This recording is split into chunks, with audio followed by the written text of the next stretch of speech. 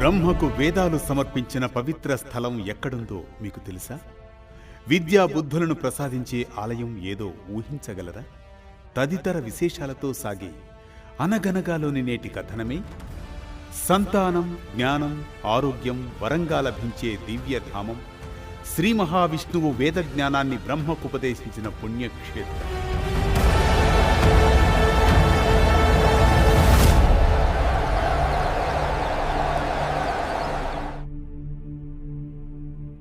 మన భరత భూమి సనాతన ధర్మ పరిరక్షణకు అంకితమైనది. సకల వేదాలు రాశీభూతంగా ఏర్పడిన దివ్య తేజం నిండినది. ఇందుకు సాక్షీభూతంగా వెలిసిన పుణ్యక్షేత్ర సముదాయం తమిళనాడు రాష్ట్రం తిరుక్కోవిలూర్ శంకరపురం సమీపంలో ఉన్న తిరువరంగం.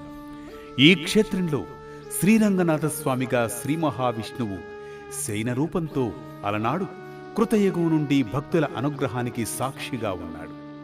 ఈ ఆలయం 108 దివ్య దేశాలలో మొదటిదిగా కీర్తించబడుతోంది. అంతేగాక ప్రపంచంలోని అతిపెద్ద హిందూ దేవాలయ సముదాయాలలో ఒకటి. ఆలయంలో ప్రధాన గర్భగుడిలో ఆదిశేషుడిపై శయన భంగిమలో ఉన్న రంగనాథస్వామి విగ్రహం తిరువరంగ తిరుపతిగా కూడా పిలువబడుతుంది. తిరువరంగంలోని శ్రీరంగనాథస్వామి ఆలయానికి మత్స్యావతారంతో నేరుగా పురాణ సంబంధం ఉంది. శ్రీ మహావిష్ణువు మత్స్య రూపంలో వేదాలను సంరక్షించి భక్తుడైన సత్యవ్రతునికి రంగ విమానాన్నిచ్చాడు. అదే యుగ యుగాలుగా రాజుల ద్వారా ప్రయాణించి చివరకు శ్రీరంగంలో ఆగి నేటికి ప్రసిద్ధమైన తిరువరంగ తిరుపతిగా నిలుచుకోండి.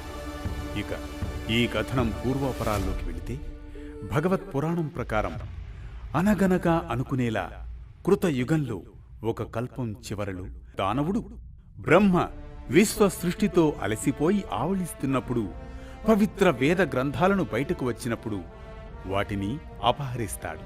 ఇంతలో ప్రస్తుత మనువు అంటే పురాణ గ్రంథాలలో బహుళ మనువులు ఉన్నారు. ద్రావిడ దేశానికి దక్షిణ భారతదేశ రాజైన సత్యవ్రతుడు వైవస్వత మనువు అని కూడా పిలుస్తారు. ఆయన తీవ్రమైన తపస్సు చేస్తూ జలాన్ని మాత్రమే తీసుకుంటూ ఉంటారు. అలనాడు కృతమాల నదిలో జలాన్ని నైవేద్యంగా అర్పిస్తున్నప్పుడు ఒక చిన్న చేప అతను ముడుచుకున్న చేతుల్లో చిక్కుకుంటుంది. రాజు చేపను పారవేయబోతూ ఉంటాడు. అంతలో ఆ చేప నీటిలో దయచేసి వేయవద్దని వేడుకుంటుంది. దీంతో అక్కడ పెద్ద చేపలు దానిని మింగివేస్తాయని ఆందోళనతో ఉండగా చేపకు అభయమిచ్చి తనతో నివాసానికి తీసుకువెళతాడు రాజు.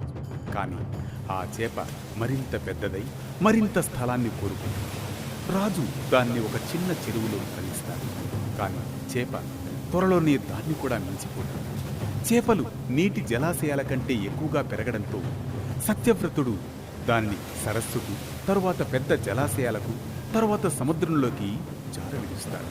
రాజు చేపను తను ఎవరో తెలపమని కోరుతాడు. ఓ సత్యవ్రత, నేను శ్రీ మహావిష్ణువును. ప్రళయం సమీపిస్తోంది. ఆ ప్రళయ జలాల్లో నిన్ను రక్షించడానికి, వేదాలను సంరక్షించడానికి మత్స్య రూపంలో అవతరించాను అంటాడు. దీంతో ప్రళయ జలాలు ఉప్పొంగి భూమంతా మునిగిపోతుంది.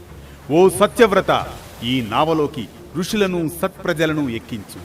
నేను నిన్ను కూడా సురక్షితంగా రక్షిస్తాను అంటూ మత్స్యావతారంలోని శ్రీ మహావిష్ణువు వేదాలను తిరిగి తెచ్చి కాపాడుతాడు. ఆ సంఘటనతో సత్యవ్రతుడు కృతజ్ఞతగా, ప్రభు, నీ మాయ అనిర్వచనీయం. ఈ జగత్తుకు నిజమైన ఆధారం నువ్వే అనగా సత్యవ్రతునికి ఒక దివ్య విమానాన్ని అంటే రంగ విమానాన్ని ప్రసాదిస్తాడు శ్రీ మహావిష్ణువు. ఓ సత్యవ్రత, ఈ దివ్య రంగ విమానంలోనే నేను రంగనాథుడిగా శయనిస్తున్నాను. నీవు ఇక మీదట పూజించు. నీ వంశంలో తరతరాలుగా భక్తులు ఆరాధిస్తారు. స్వామి, నాకు కలిగిన మహాభాగ్యమిది. నా హృదయం సాక్షాత్కారంతో నిండిపోయింది. అలా తరతరాలుగా ఆ దివ్య రంగ విమానాన్ని సూర్యవంశరాజులు పూజిస్తూ ఉంటారు. తరువాత ఇక్ష్వాకుడు, ఆ తర్వాత రామచంద్రుడు దాన్ని ఆరాధిస్తారు. అలా మత్స్యావతార స్వరూపుడు ఇచ్చిన దివ్య రంగ విమానం సత్యవ్రతుని పూజలతో ప్రారంభమై రాముని దానంతో విభీషణుని చేతుల్లోకి వచ్చి చివరకు కావేరీ నదీ మధ్యలోని శ్రీరంగ ద్వీపంలో స్థిరపడిపోతుంది.